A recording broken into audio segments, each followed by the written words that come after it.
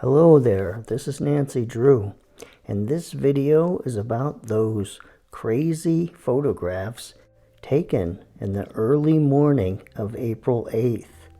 And this video starts off with some brief mentions of the cell phones, but there's nothing more about the cell phones. This video is about the interpretation of those crazy photographs. Kremers owned the iPhone, and Lisanne Froon owned the Samsung Galaxy cell phone. And the first sign of trouble was at 4:39 when Chris called the emergency number 112, and she couldn't get through. There was no reception. And then a call was attempted on Lisa's cell phone at 4:51 to the 112 emergency number. On April 6th, 2 signal checks occurred on the iPhone, one at 10:26 a.m. and one at 1:37 p.m. And a few days after those crazy photographs were taken with the camera, signal checks occurred on April 11th, one at 10:51 a.m., another, the power was turned off at 11:56, and then something else happened that I can't see. Now, a backpack was found with some items in it, including a camera similar to this one, and this was Lisanne Froon's camera, and inside the camera was an SD card similar to this one, not this one. And now we will look at those photographs.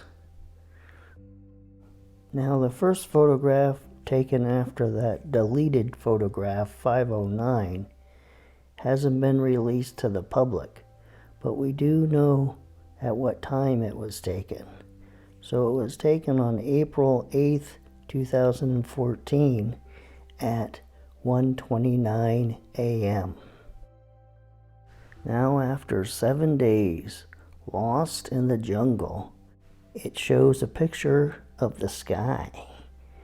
And those white dots, those could be mist or rain, and the flash was on the camera, and so you get those little white dots in the photograph. And as a reminder, the timestamp is off on time and date. It's 6 hours off on time, and it's off 1 year. This happened in 2014. Now we get another set of photographs that aren't available for public viewing. Photos 512 through 540. And you can see, though, that they were taken between 1:30 and 1:37 a.m. And it's about 28 photographs taken in that time period in 7 minutes. So that's every 15 seconds or so. Now, the next photograph is photo 541, and it's turned on its side, I think, so we can try to figure out what it is a picture of. And it looks like possibly the lower part of Chris's face by the left cheek. And again, I think the flash is on, so it's illuminated greatly. So photograph 542 looks to be the side of a stream there. There's kind of a rock in the foreground, and then the stream is down there to the right, kind of darker.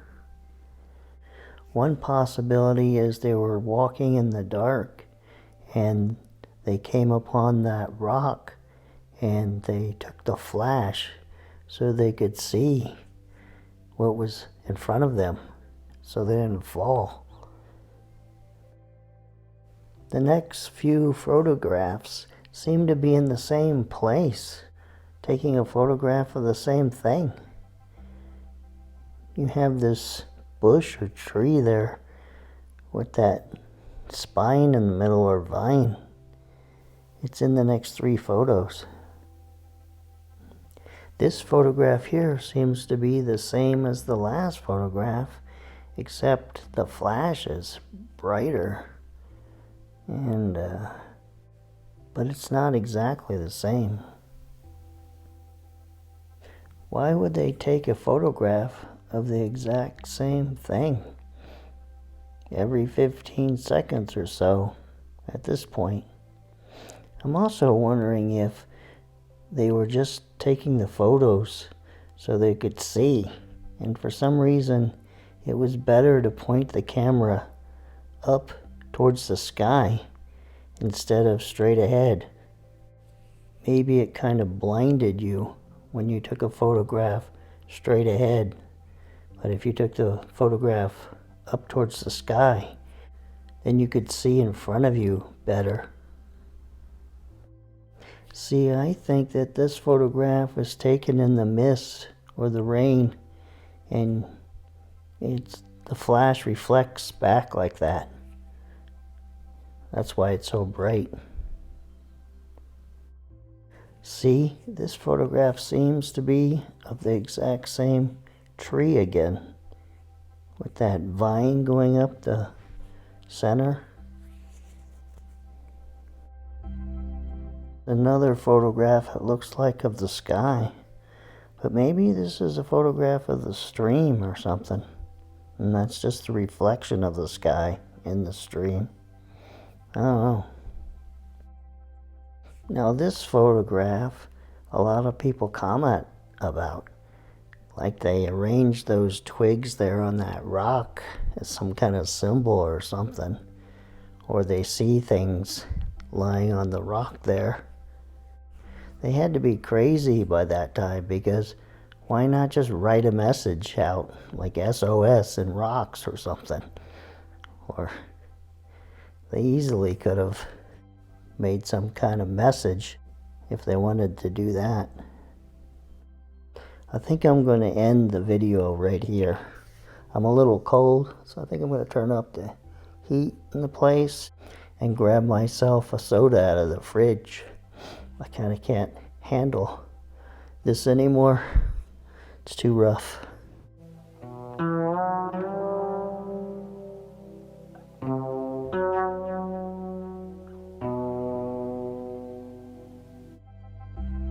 So I want to leave you with this newspaper article from 2017 about a girl that went missing in Panama, and the FBI joined the investigation because they thought there might be a connection to the disappearance and deaths of Lisanne Froon and Kremers.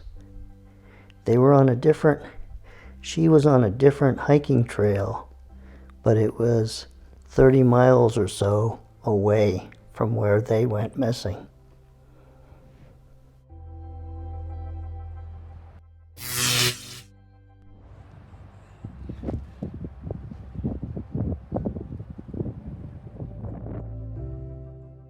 Well, this ends this episode of Unsolved, and there's no more videos for this weekend, this holiday long weekend. So I'll see you on Friday next weekend with a new episode of Unsolved. But they had to have been loony by that time.